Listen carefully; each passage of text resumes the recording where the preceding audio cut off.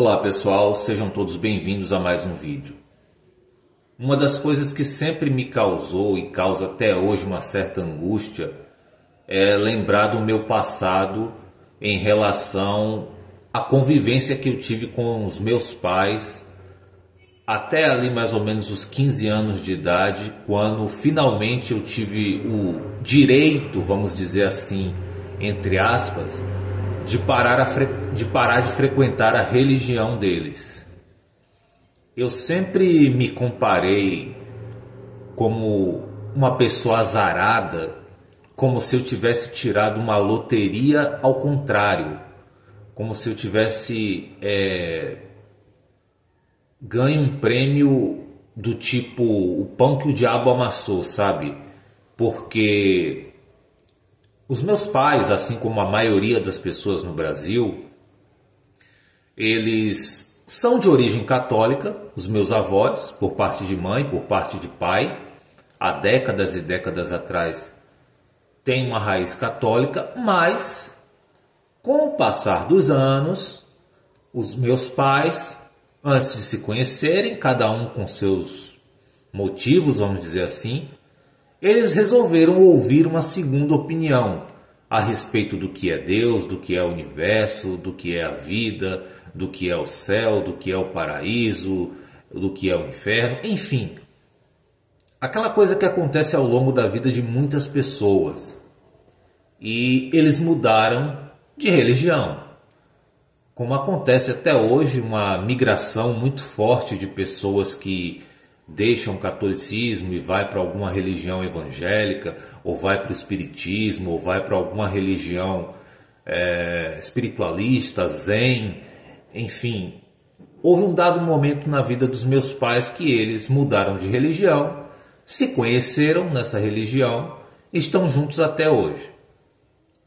Só que eu me sentia um azarado, e às vezes eu até me pego pensando nisso até hoje, porque a religião que os meus pais escolheram, e eu não vou aqui nominar para não causar nenhum problema, é aquele tipo de religião em que é uma minoria da minoria e dentro do conceito geral da maioria das pessoas destoa do senso comum. Ou seja, é uma religião, digamos assim, que tem alguns milhões de seguidores no mundo todo, mas ela é absolutamente impopular por suas crenças, por seus costumes, serem considerados o tanto quanto radicais, serem considerados o tanto quanto polêmicos, mas não tem nada que tire da cabeça deles que essa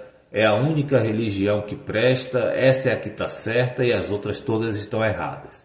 É exatamente nesse tipo de ambiente que eu nasci. É exatamente nesse tipo de ambiente em que eu fui criado, e como filho de um pai que ocupava e ocupa até hoje um cargo na igreja, ter os filhos lá dentro é uma questão de honra. Eu sou o segundo de 3 filhos, e o único que não aderiu a essa religião, o único que não gostou da religião, o único que não tem o menor saco para ficar 2 horas e pouquinho dentro desses cultos, dentro dessas reuniões, dentro dessas celebrações. Desde que eu era bem criança, 8, 9, 10 anos de idade, eu achava aquelas reuniões absolutamente insuportáveis. Insuportáveis. Ah, porque Abraão é isso, porque Davi é aquilo, porque Jacó é não sei o quê, porque Salomão é não sei das quantas, porque Jó era isso, porque Jó era aquilo. Agora se imagina um garoto de 8, 9, 10 anos de idade. Meu Deus, por que eu estou ouvindo tudo isso? Por que eu estou aqui? Por que eu tenho que ficar quieto? Por que essas músicas são chatas? Por que essas palestras, esses sermões, essas ministrações de palavra que se falam aqui são tão monótonas, são tão chatas? Eu queria brincar como qualquer criança, eu queria me movimentar como qualquer criança, eu queria ter espontaneidade, mas esses grupos de religiosos, do qual meus pais fazem parte, A infância é simplesmente castrada. É aquele tipo de comportamento que, olha, não dá atenção para os outros meninos da escola não, só os daqui da igreja. Olha, eu não quero você na rua falando com não sei quem, porque não sei quem pode não ser bom para você porque não é da igreja. Olha, não faça isso com não sei quem, porque não sei quem não é da igreja. Olha, você só pode fazer não sei o que com não sei o que porque é da igreja. Quem não for da igreja, você não faz. Então, é uma infância perdida, é uma infância extremamente castrante. Eu me sentia de fato um cachorro dentro de uma coleira. E sabe-se lá Deus por que eu podia fazer, por que eu não podia fazer. Eu lembro que tinha uma situação muito triste comigo, porque eu me sentia, sei lá, um foragido da justiça, porque na vizinhança nós gostávamos de jogar bola, eu e alguns colegas vizinhos ali, que às vezes estudavam na mesma escola. E aqui em Salvador, na Bahia, tem o costume da gente jogar bola numa modalidade chamada golzinho, que você conta 3 pés, coloca 2 pedras, uma em frente à outra, conta 3 pés e aí faz daquilo o gol, né? Faz daquilo a meta para você fazer gols. 3 contra 3 e aí vê quem vai ganhar, né? Aí entra outro depois de 2 gols, ou entra outro trio, né? Depois de 2 gols, e era brincadeira que se fazia muito nos anos 80, nos anos 90. Hoje já não se faz praticamente nada disso. E o que é que acontece? Eu era a única criança naquele meio, eu e meu irmão, éramos as únicas crianças naquele meio que tínhamos que fazer isso escondido. Porque meus pais encasquetaram na cabeça de que, os meninos daqui dessa rua não são da igreja, não são de não sei o que, podem ser más companhias, pode influenciar mal. E eu já cheguei a apanhar quando descobriram que eu estava jogando bola com esses meninos. E, inclusive eu dava minhas escapadas, vamos dizer assim, né? Eu tinha que jogar escondido, era no intervalo da escola, ou que não tinha a presença deles, claro, mas assim, pertinho de onde a gente morava, a gente brincava, a gente não ia para um lugar muito longe, era quase que do lado da casa da gente, na rua mesmo. Quando passava um carro a gente parava, quando passava uma pessoa transitando na rua a gente parava, aquela coisa mesmo de periferia. Mas tinha um horáriozinho assim à tarde que meu pai trabalhava, a minha mãe ia para algum trabalho, para alguma atividade da igreja, e normalmente eles só chegavam assim às 5 da tarde. Então eu chegava da escola, dava um tempinho para poder brincar, assim, uns 40 minutos, 1 hora com os meninos. Só que de repente, né, por algum contratempo, por alguma situação, a minha mãe geralmente chegava mais cedo e me via na rua jogando bola. Aí pronto, aí tiro, porrada e bomba, confusão e gritaria e repreensão, e falava para o meu pai, e aí o couro comia. Então é uma religião deles extremamente proibitiva. E eu fico pensando hoje, né, com o século XXI, com novas tecnologias, com novas fontes de pesquisa, com um aparato muito grande de distrações também. Hoje não se tem, talvez, os pais de hoje em dia não se tem tanta rigidez como tinham os meus, né? Que o meu pai ocupava um cargo, ocupa até hoje, e manter aquelas crianças ali dentro daquela fé é uma questão de honra. Se você, por algum motivo, bate pé firme e diz não vou, ou você vai tomar uma bela surra, ou alguém vai ficar de fofoca, porque nessa hora sempre aparecem os fofoqueiros. O filho do irmão fulano de tal está fazendo birra, não gosta de ir para a igreja, não gosta de fazer acontecer coisa e tal. E você sabe, né? Pessoas que ocupam cargos em igrejas, eles se preocupam muito com a imagem que as pessoas têm deles, com a imagem que as pessoas têm da família, do que eles constituíram como família, e tem aquela coisa de reputação, né? Ah, se fulano não consegue levar o filho para a própria igreja, então ele não vai poder administrar nada dentro da igreja, porque ele não tem moral, né? Se as coisas dentro da casa dele não estão arrumadas, quanto mais aqui na igreja. E meu pai, mesmo eu apelando, 12, 13 anos de idade aí já nessa altura, desesperadamente, eu não quero ir, eu não gosto, não faz sentido para mim, por que que eu tenho que ser obrigado? Por que que o meu corpo precisa ser surrado para eu ir para um lugar que eu não gosto e que eu não quero? Ah, mas você vai, se você não mudar sua roupa, se arrumar agora, eu vou te dar uma surra. Quantas e quantas vezes eu já não ouvi isso? Até que os 15 anos de idade eu consegui vencê-los pelo cansaço. Eu acredito que foi começo de fevereiro de 1997. Eu nasci em 83, em 97 eu tinha 15 anos. E foi uma espécie de dia da independência para mim.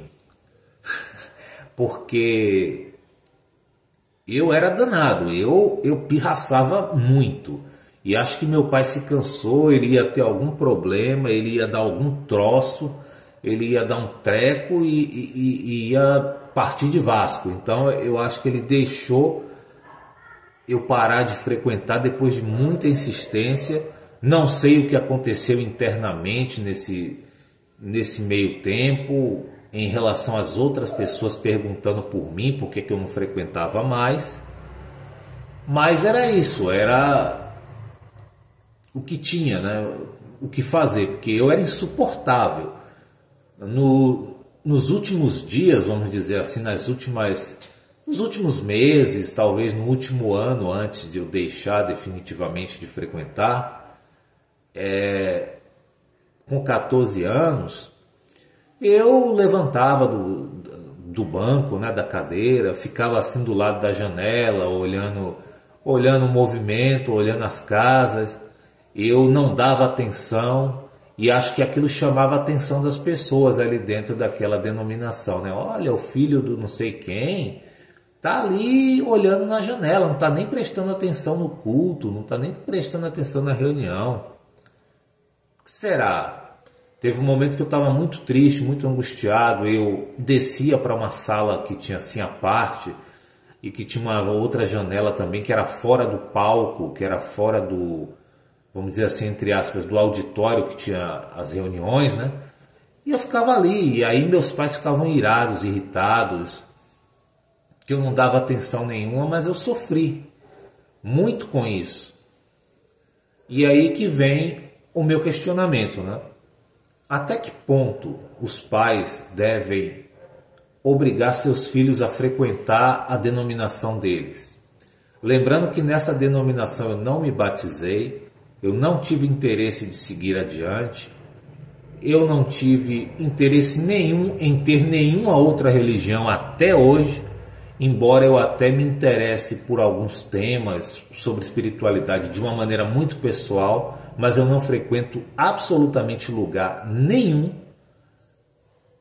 E eu fico me perguntando, né? Tem denominações que talvez os pais sejam mais radicais do que os meus foram? Tem. Tem muita gente que se batiza nas denominações e depois se arrependem e acabam gerando um escândalo naquela comunidade religiosa? Tem. Mas aí eu pergunto, por que os pais não podem, desde a infância, ter um retorno dos filhos? Olha, meu filho, você já está vindo aqui com a gente, já tem alguns anos, a gente ensina você a Bíblia há muito tempo, você vai nos cultos, você vai nas reuniões, você vai nas celebrações, você já há algum tempo que a gente te ensina. O que é que você acha? O que é que você pensa? Você quer? Você gosta? Você quer seguir adiante? Você quer parar? Então, o que eu sentia falta na minha época era, vamos dizer assim, uma parceria, uma coisa de pai para filho, mas que fosse nada obrigado. O pai e a mãe, ele tem todo o direito de levar seu filho à igreja, principalmente quando é pequeno, né? Quando é uma criança de 2, 3, 4, 5 anos de idade, é muito pequeno, não vai ficar sozinho em casa. Hoje em dia é muito perigoso também a gente deixar filho com alguém. Nesse sentido, eles estão certos em levar os filhos para a igreja. Ok, não tem problema nenhum. 2, 3, 4, 5, 7, 8 anos de idade, leva. Mas sempre dando um feedback, um retorno. Olha, o que você está achando? Você está gostando? Faz sentido para você? O que é que você gostaria que tivesse? Isso aqui faz sentido? Isso aqui é bom? Isso aqui é ruim? Deixa a criança se expressar o que ela sente, o que ela pensa. Não é essa coisa impositiva. Se não for, o diabo vai pegar, vai fazer e acontecer. Se deixar, o inimigo vai devorar. Se abandonar a igreja, Deus vai soltar 300 mil raios laser pela boca e vai matar você. Então, é esse comportamento mesquinho de muitos religiosos que acabam aniquilando muitas relações entre pais e filhos.